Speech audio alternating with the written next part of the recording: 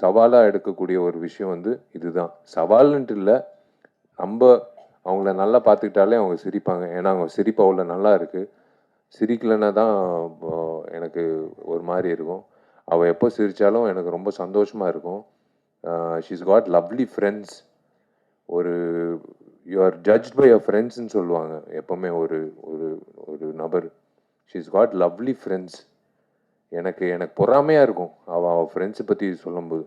உக்காந்துட்டு இருக்கு கமுக்கமாக ஒரு பொண்ணு, திவ்யான்ட்டு.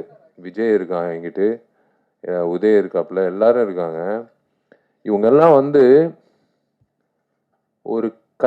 ஒரு சந்தோஷமான காலத்தில் இருக்கிறதெல்லாம் ஃப்ரெண்ட்ஸு ஓகேங்க, அதெல்லாம் வேற விஷயம்.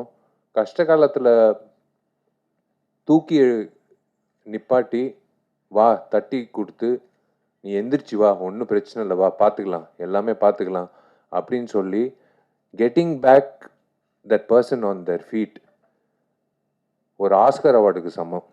நான் ஓப்பனாக சொல்கிறேன். இது வந்து எனக்கு இந்த மாதிரி ஃப்ரெண்ட்ஸு இருக்காங்க. நான் அதனால தான் சொல்கிறேன். எனக்கு வந்து நான் சோர்வடையும் போது என் ஃப்ரெண்ட்ஸு எனக்கு என்ன, ஜாமி இருக்கான், ஒருத்தர் இருக்கான், கார்த்தி இருக்கான்.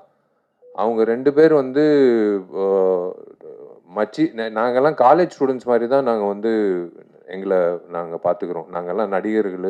என்ன மச்சான் உன் படம் ஃப்ளாப் ஆச்சாமே அப்படின்னு ஒரு நாள் கூட சொன்னதில்லை. மச்சான் உன் படம் சூப்பர் ஹிட்ரா அப்படின்னு ஒரு நாள் கூட சொன்னதில்லை. சினிமா அப்படியே ஓரம் கட்டிட்டு நாங்கள் வந்து பேசுகிறதே பொதுவான பேச்சு. வீட்டில் பையன் எப்படி என்ன மார்க் வாங்கியிருக்கான், எப்படி இருக்கான், இந்த மாதிரி தான் பேசுகிறது உண்டு.